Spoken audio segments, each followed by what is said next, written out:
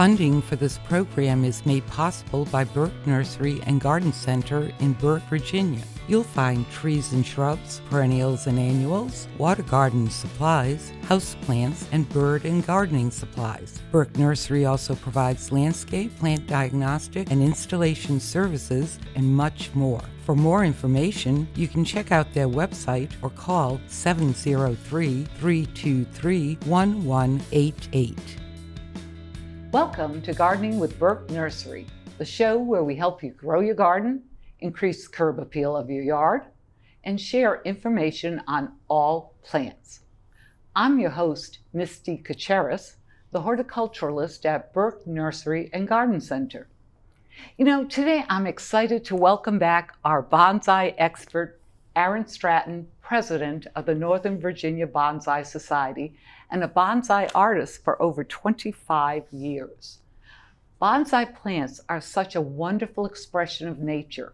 They are the very essence of trees, shrubs, and even herbaceous plants living in their miniature version and bringing harmony into your life. Previously, Aaron discussed the general care of bonsai plants, and today, Aaron shows us one of the most important aspects of bonsai care, repotting the bonsai plant. So, welcome back, Aaron. It's great to see you. And what's exciting about today is, in addition to discussing various aspects of repotting our bonsai plants, our viewers also will have the opportunity to actually watch you repot a plant. So I'm looking forward to this demonstration. Well, I'm excited to be here, Misty. Thanks so much for having me back. I can't help but kind of laugh to myself when you say repotting. Whenever I say repotting to myself, something that keeps popping into my head now is every time I type it, my autocorrect wants to change that word to something else. But repotting, taking it out of the pot, in the case of bonsai, doing some root pruning on that tree before putting it back into a pot. It's a really essential activity that we do with bonsai on a regular basis. And that's one of the biggest things when I'm at the nursery and people buy bonsai plants. One of the biggest questions that they have is, how do I repot it? And they kind of look at me and like, are you going to repot it? And I'm like, no. Right. But I'll give you the resource, and that's Aaron. That's the Virginia chapter of the Bonsai Society. So it looks like you have here what is a dwarf holly plant. That's right. This is a little Japanese holly, and it's just a small little plant that I've had in my garden just for a few years. In fact, it was found growing in the ground, so nothing super special, not like fancy bonsai material or anything. But I've been keeping it for a little while, and it's been growing in this pot, which I consider to be a little bit big for it. Oh, really? And it hasn't been repotted in a few years. So I thought it was time to do this work on this little tree. And as an added bonus, it's a nice size that we can manage right here and hopefully be able to share with everybody exactly the steps of that process. So Aaron, when do you repot a bonsai plant? Well, there's a couple different aspects to think about for that. One is how frequently, and the other is what time of year. As I mentioned with this little holly, it's been probably 3 years since it's been repotted. And as a fairly small plant in a small pot, that means that pot space may be filled up in that amount of time. And hollies are pretty vigorous plants, and so I know that they grow strong both on top and the roots. So I anticipate seeing a pretty good amount of roots that I'm dealing with in there.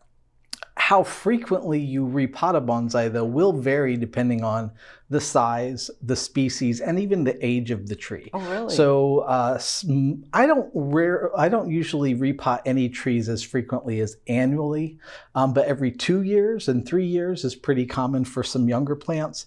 But an older, more mature plant or certain varieties that grow a little more slowly, maybe every 5, 6, or even more years. And then the time of year is the other aspect of that.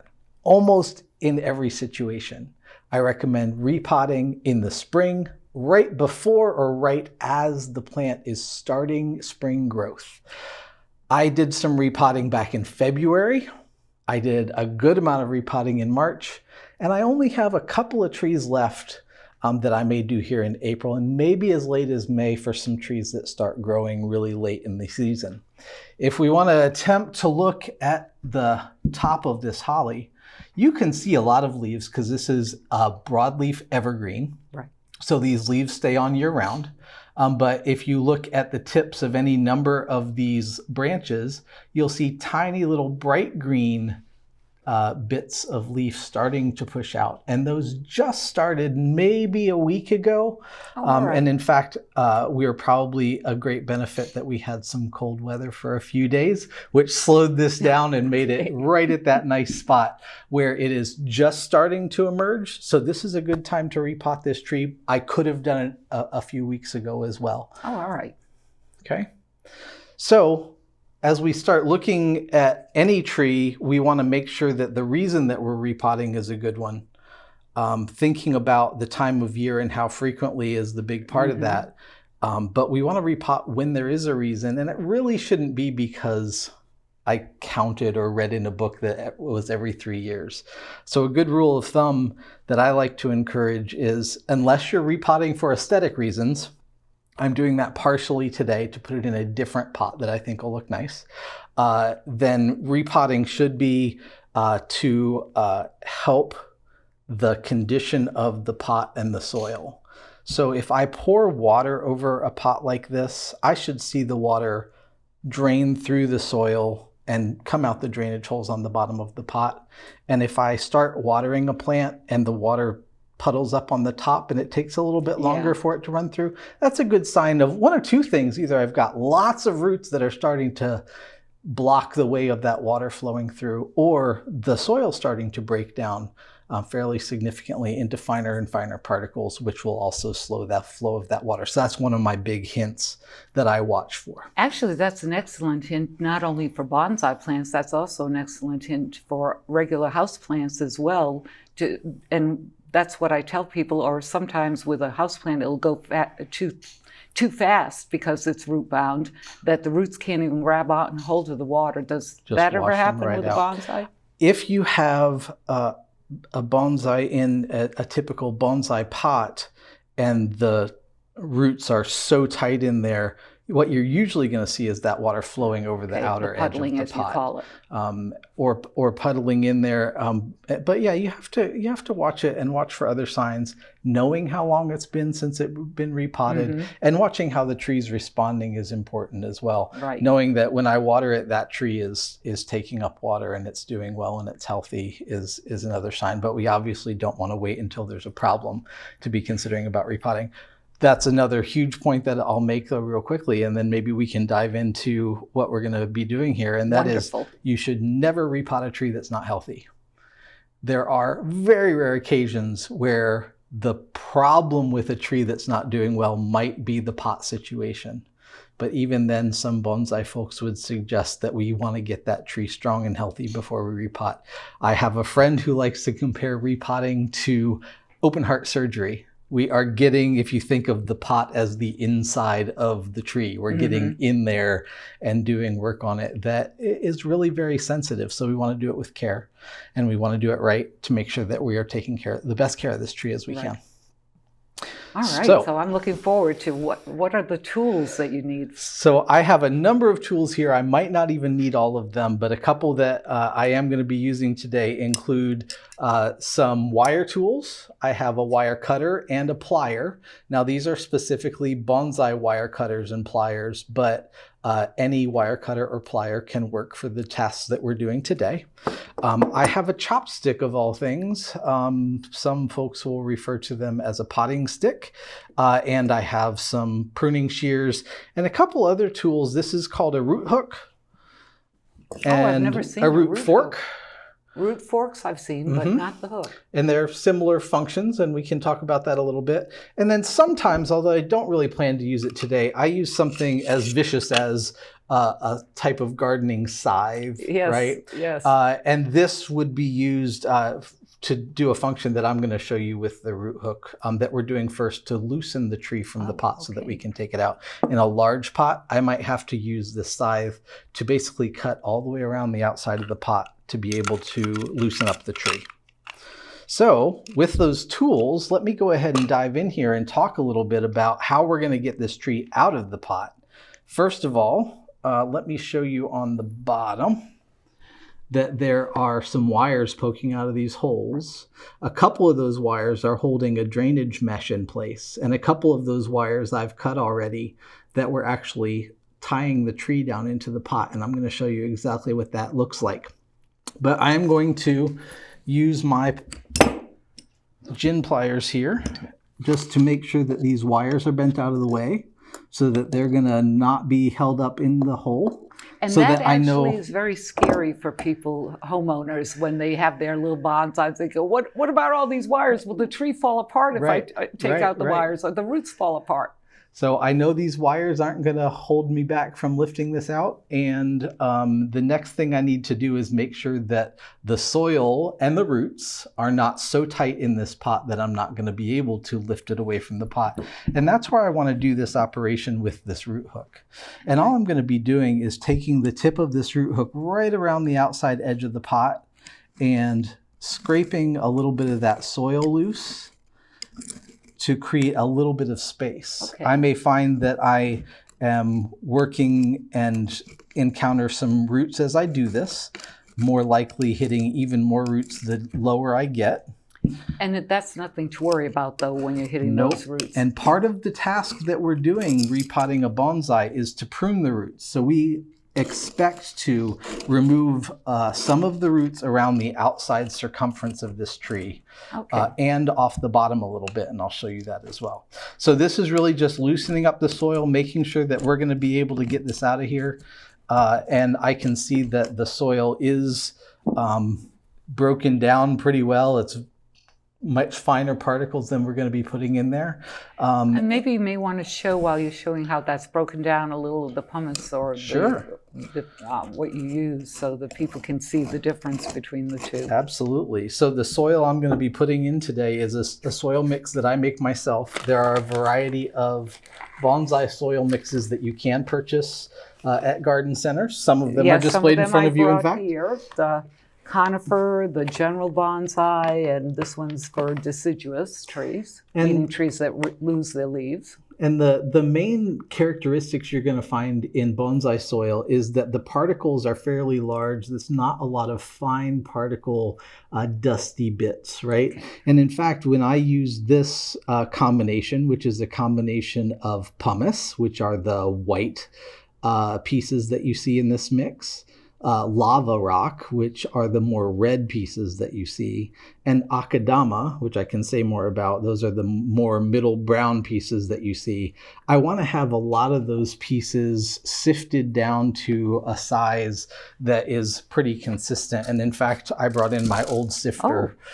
So I sifted all the soil I brought with me today, but I might measure out the soils that I'm working with and kind of shake them through the sifter so that any extra dust or extra fine particles are going to fall through, so that I don't put all those extra fine particles into my soil, that when the particles start getting smaller and smaller and breaking down over time, because the roots are working their way through those particles in many cases, those finer particles make it more difficult for the water to flow through. And then you start losing that really important balance of water and air that must be down among those roots, so the roots can be healthy and the tree can continue to grow.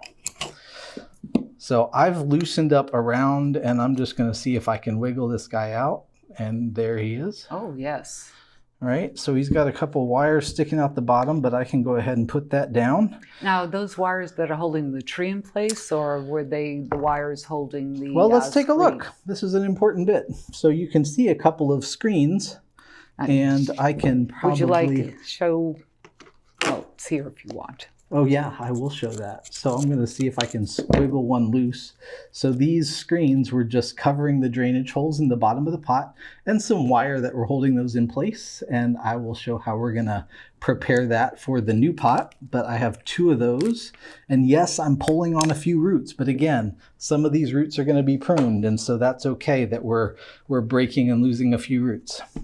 So with this tree ready to go, out of the pot and ready to go, I'm going to lightly remove a little bit of the soil on top And then I want to get into the soil and the root pruning and preparation. But I think as we are talking about these screens, we want to make sure that the pot that we're going into is ready. Sometimes I do this before I even remove the tree out of the pot, but this won't take but a second. Part of this process is deciding what pot you're going to be putting the tree into. And I notice you're going to a smaller pot. I am going to a slightly smaller pot. This pot felt a little over large and deep for this tree. It's been getting stronger in this pot over time, but now just for an aesthetic balance, I'm deciding to go to a slightly smaller pot. I'll also note that this pot has a crack in it, which is something that I noticed. So that's another reason why I'm going to go ahead and not use this pot for this tree anymore. And I, in fact, brought a couple of pots. These are mine, and I was looking at the possibility of using one of these pots in this tree, and I often kind of hold them up together. Oh, that makes sense. Look at the tree and the pot and try and imagine how would that look, right? To try and decide which pot I'm going to use. There's a huge variety of pots, though, I have decided to use this pot just because I think the coppery red accent is really nice with the green, which of course stays on this pot year round. And as I said, you are an artist. There you go. This is definitely an art form and something that allows us to apply an aesthetic to. So we were talking about this drainage meshes. The exact way that you decide to hold your drain mesh into your pot is not particularly important. There are a variety of methods. The way that I like to do it is to create a funny little twist of wire like this, and then bend these wires down. And it's kind of like making a bit of a staple. And what I'm going to do is make sure that the distance between those two wires will fit through the drainage hole in the bottom of this pot. And once I make sure that the spacing of those is good, I'm going to use those wires to actually go through this small piece of mesh that I had cut for here. And you pointed out before that I have a large sheet of this. This is in fact cross-stitch fabric. You can buy it at a craft store. Yes, that makes sense. Works really well. You can sense. buy the pot mesh from bonsai suppliers as well. So I put the wire through this piece of mesh, slide those two wires down through the drainage hole, and those loops that I've created are going to hold this mesh in place in the bottom of the pot. And that piece of mesh then, when I put the soil into the pot, is going to prevent the soil from coming out through the bottom, but allow the water to flow freely. Right, perfect, perfect. In some pots with the houseplants, I actually use coffee filters. There you go. Same thing. Now there's one other thing I'm going to do with the pot that gets to the other wires that we were looking at, and that's to put some tie-in wires. I pre-cut a couple of wires. In fact, they're probably longer than I really need, but that's okay. So I have a couple of wires that I've prepared that are going to be tying the tree down into the pot. And many of these bonsai pots will have small holes for wires, and that's the exact reason that they're in there. So I'm going to real quickly bend these wires so that they line up with the holes in those pots and thread them through there. I have 2 wires to do that with. And then I can lift this pot and feed those wires through. And the number of holes you have depends on the pot size, correct? Pot size and the maker, because some pots you'll find have maybe just a couple extra wire holes, and other pots may have several. All right. And you don't necessarily have to use all those wire holes. Of course not. And many bonsai folks will end up running tie-down wires through the drainage holes to serve the same function. Okay. But tying down the pot in the tree is really important step that we want to make sure that we take. So this pot's ready to go. I have a drainage mesh in it.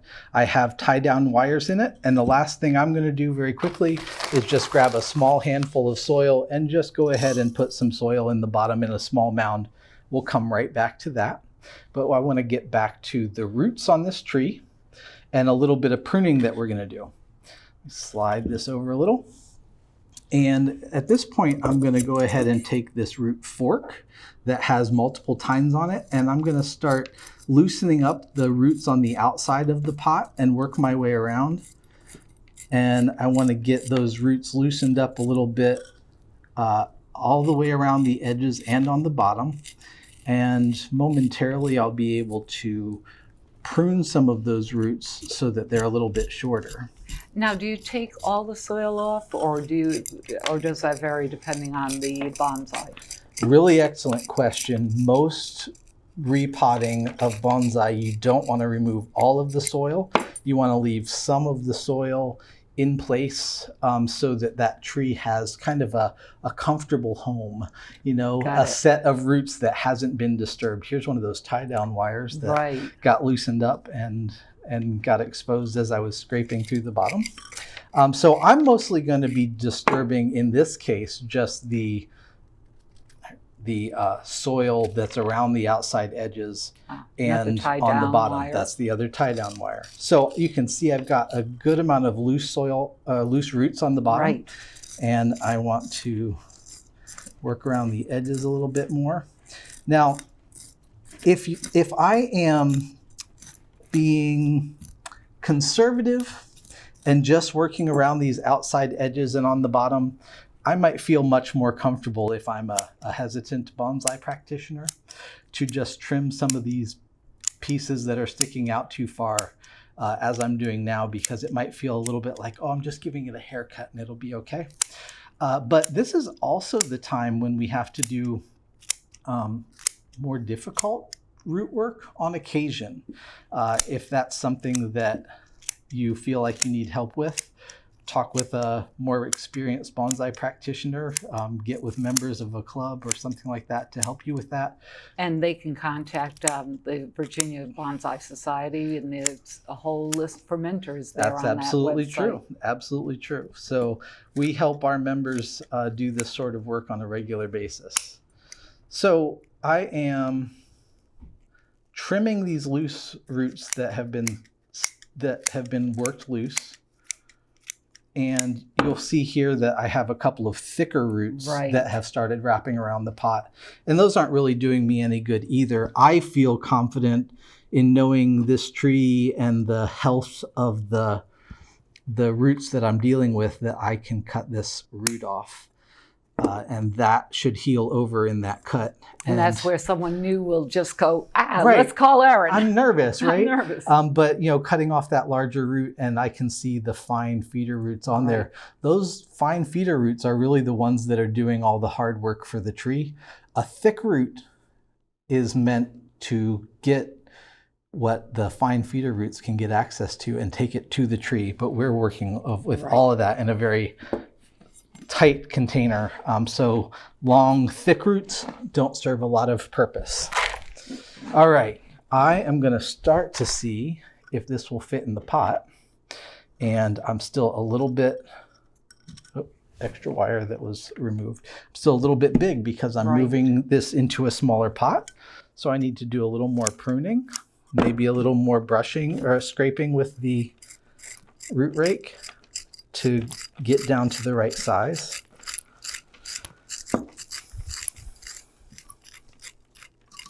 And maybe wear glasses when you do this, because I can see how all those particles are just flying around. It can be messy work, and I usually do this outside in my garden. Which makes sense. I'm sure it's all recyclable. Absolutely. All these soil parts oftentimes go into my compost bin, which will find their way back into my flower beds eventually. And your flower beds go, thank you. I hope so. All right, so this is getting much smaller now, and I'm really happy finding that even as I go deeper into this root ball, that I continue to find lots of fine feeder roots. That's a really good sign that this tree is doing really well, and that it's going to recover really well. Oh, that's good. Now I can fit into this pot much more nicely, and I can wiggle it down into this little mound of soil that I pressed in there already. And I can use these wires that I've placed in here to wrap the wires across one another and do a little twist to tie this root ball down into the pot. It might be difficult to see since we're covered by branches as well, trying to do this work. And then I use the pliers to pull on those wires and give it another twist to make sure that it's in there nice and tight. And I can do the same on the other side.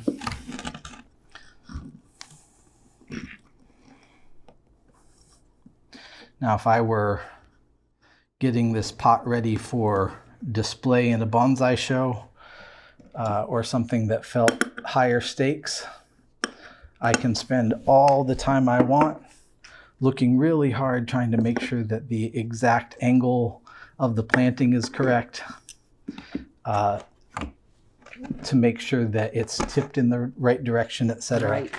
So with that in there, the last bit that I really need to do is to work some of this soil in around the tree. And I use the chopstick that I mentioned earlier to push that soil down in there, make sure we don't have any air pockets, so that this tree is going to have some fresh soil all the way around, underneath and around the edges, to start growing all those fine roots that we saw sticking out everywhere right into this fresh soil. I get these soil particles pressed into all those air pockets, get happy about how much soil is in there. And the next step is simply giving it a really good water. Water it in so that lots of water flows through that pot and we rinse any dust off of the fresh soil. And this tree is going to be ready to go. The main thing we want to think about is sheltering it just a little bit with a little bit of extra shade for the next several days, and then moving it gradually back into the sun. Oh, that's wonderful. Thank you so much. You know, repotting a bonsai, as you said, reinvigorates your plant. And it generates the roots so that the life of your plant is extended. And you can even make some changes in the growth pattern of your plant. You know, I appreciate, Aaron, that you are here to share your information and your knowledge with us and to show us how to repot the bonsai plant. And we definitely are going to let people know how to contact you at the Virginia Bonsai Society. Meanwhile, I'm your host, Misty Kuceris. And if you have any plant or gardening questions, contact me at misty@burkenursery.com. I'd like to thank you for spending your time with me and with Aaron here at Gardening with Burke Nursery. I'm looking forward to helping you grow your garden. Funding for this program is made possible by Burke Nursery and Garden Center in Burke, Virginia. You'll find trees and shrubs, perennials and annuals, water garden supplies, houseplants, and bird and gardening supplies. Burke Nursery also provides landscape, plant diagnostic, and installation services, and much more. For more information, you can check out their website or call 703-323-1188.